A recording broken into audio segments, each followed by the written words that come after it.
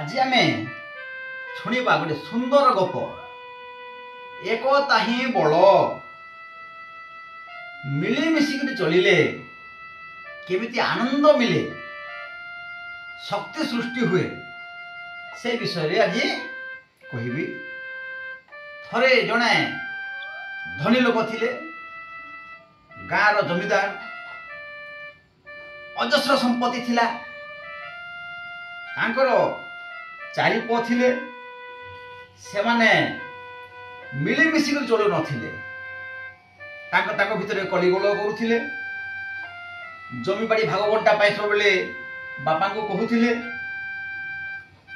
घरे केते बेले रहु नथिले पैसा नै करी ओडौथिले खर्च करुथिले। दिने बापा माँ चिंता कले कौन कले पुओ मानकु रास्ता को आनी हेबो आम परे आमे मरीगला परे ये पुओ माने जेमिति अछंती ताको भितरे बाड़िया पिटा हेबे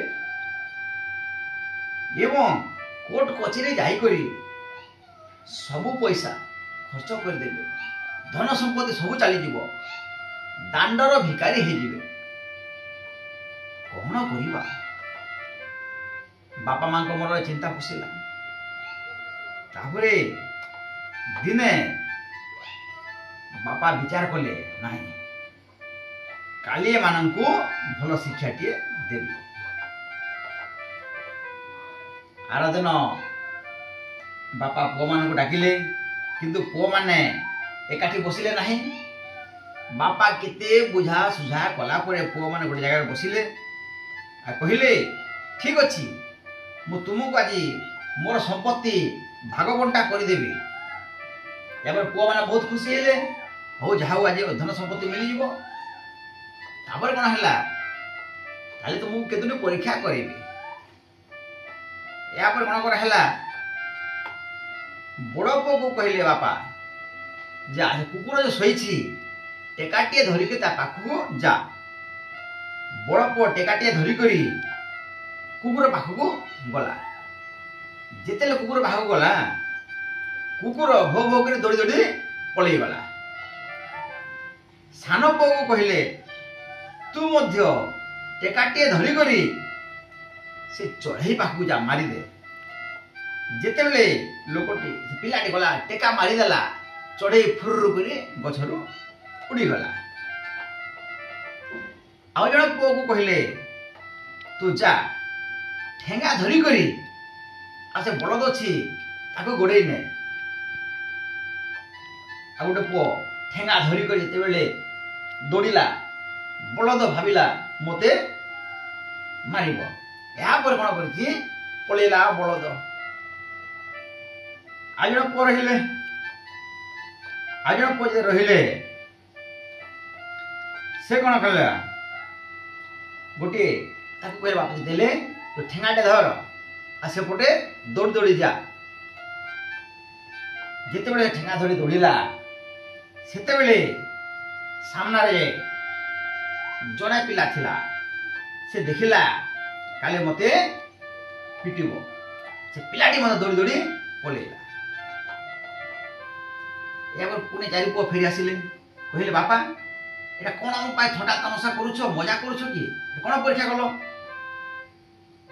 तापरे कहले ठीक अछि बाबू माने तुम गोटे काम करो एटा तो परीक्षा कलो एबे ए जो महू बसिछि महू माछी बसिछि ताको जाओ तो बड़ा टेका नहीं छोटिया गुड़ी टे मारी दियो।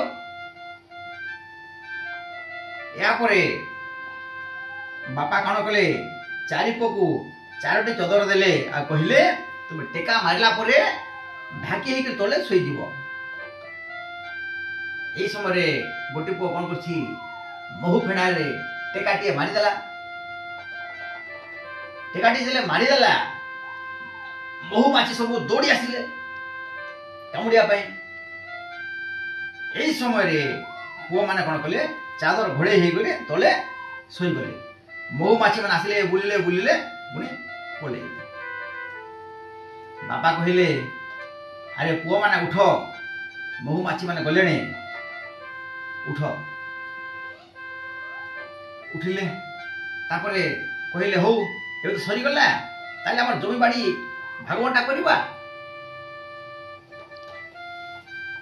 ବାପା କହିଲେ ତୁମର ଜମି ବାଡ଼ି ଭାଗବଣ୍ଟା ସରିଗଲାଣି। କେମିତି? ଦେଖ ପିଲାମାନେ,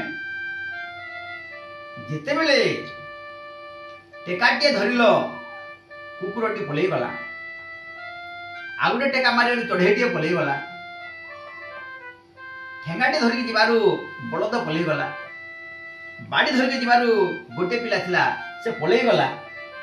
କିନ୍ତୁ ଯେତେବେଳେ ଛୋଟିଆ ଟେକାଟିଏ ମାରିଦେଲ, ମହୁମାଛି ମାନେ ତୁମକୁ ଗୋଡ଼େଇ ଆସିଲେ କାମୁଡ଼ିବା ପାଇଁ। ତୁମେ ଯଦି ଚାଦର ଘୋଡ଼େଇ ହେଇନଥାନ୍ତ ତାହେଲେ ତୁମକୁ କାମୁଡ଼ି ଦେଇଥାନ୍ତେ। ଏହାର ଅର୍ଥ ହେଉଛି ଯେ ମହୁମାଛି ମାନଙ୍କର ଏକତା ଅଛି। ସେମାନେ ଗୋଟିଏ ଜାଗାରେ ଯେତେ ମହୁମାଛି ଦେଖିଲ, ସେ ମହୁମାଛି ଭିତରେ ବାପା ମା ପୁଅ ଝିଅ ନାତି ଭାଇ ଭଉଣୀ ସମସ୍ତେ ଅଛନ୍ତି। ଏଥିରେ ପରିବାର ତାଙ୍କ ସମାଜ ସହିତ ମିଶିକରି ରହୁଛନ୍ତି। ତେଣୁକରି ସେମାନେ ଏକତା ହିଁ ବଳ, ଏକତା ଅଛି ତାଙ୍କର। ଆକ୍ରମଣ କରି ଆସିଲେ। ଆଉ ଯେ କୁକୁର ଚଢ଼େଇ ବଳଦ ଆଉ ସେ ପିଲା, ସେମାନେ ଜଣେ ଜଣେ ଥିଲେ ବୋଲିକରି ଡରିକରି ପଳେଇ ଗଲେ, କିଛି କରିପାରିଲେ ନାହିଁ। ଠିକ୍ ସେମିତି ତୁମେ ଯଦି ଚାରି ଭାଇ ଅଲଗା ଅଲଗା ହେଇଯିବ ତାହେଲେ ତୁମକୁ ସମସ୍ତେ ଡରେଇବେ। ତୁମେ ତ କେହି କାହାକୁ ସହଯୋଗ କରିବ ନାହିଁ। ଜଣେ ବଳଶାଳୀ ଲୋକ ଆସିକରି ତୁମକୁ ଜଣେ ଜଣେ କରି ପରାସ୍ତ କରିଦେବ, ତୁମ ସବୁ ନେଇଯିବ। ତେଣୁକରି ପୁଅମାନେ, ତୁମେ ଏ ମହୁ ଫେଣା ଭଳି ମିଳିମିଶିକରି ଚଳ। ଏ ମହୁ ଫେଣା ମିଳିମିଶି ଚଳୁଛନ୍ତି, ସ୍ୱାଦିଷ୍ଟ ମଧୁ ଖାଉଛନ୍ତି, କେଡ଼େ ଆନନ୍ଦରେ ଅଛନ୍ତି ସେମାନେ। ଦେଖିଲ, ଟେକାଟିଏ ମାରିଦେଲ, ତୁମକୁ ଆକ୍ରମଣ କରୁଥିଲେ। ତୁମେ ମୋତେ ମିଳିମିଶି ରହ ଯେ ବିପଦ ଆସିଲେ ସେ ଚାଦର ଯେମିତି ରକ୍ଷା କଲା, ସେ ଚଦର ଭଳି ତ ପରସ୍ପରକୁ ରକ୍ଷା କରିବ। ଏହାପରେ ଚାରି ପୁଅ କାନ ଧରିଲେ, କହିଲେ ବାପା, ଆମର ଆଉ ଏଭଳି ଆଉ କେବେ ଭୁଲ ହେବ ନାହିଁ। ଆମେ ଆଉ ଜମିବାଡ଼ି ଭାଗବଣ୍ଟା କରିବୁ ନାହିଁ। ଗୋଟିଏ ଜାଗାରେ ଚାଷ କରିବୁ, ମିଶିକରି ଚଳିବୁ ଏବଂ ମହୁମାଛି ମାନେ ଯେମିତି ଅଛନ୍ତି, ଆମେ ମଧ୍ୟ ଚାରି ଭାଇଙ୍କର ପରିବାର ଗୋଟେ ଜାଗାରେ ରହିବୁ। ବିପଦ ଆସିଲେ ମହୁମାଛି ଭଳି ଆମେ ତାର ପ୍ରତିବାଦ କରିବୁ। ତେଣୁକରି ଆମେ କେବେ ହେଲେ ମଧ୍ୟ ଅଲଗା ଅଲଗା ହେବା ନାହିଁ, ମିଳିମିଶି କରି ଚଳିବା। ହେଲା, ବୁଝିପାରିଲ? ହଁ।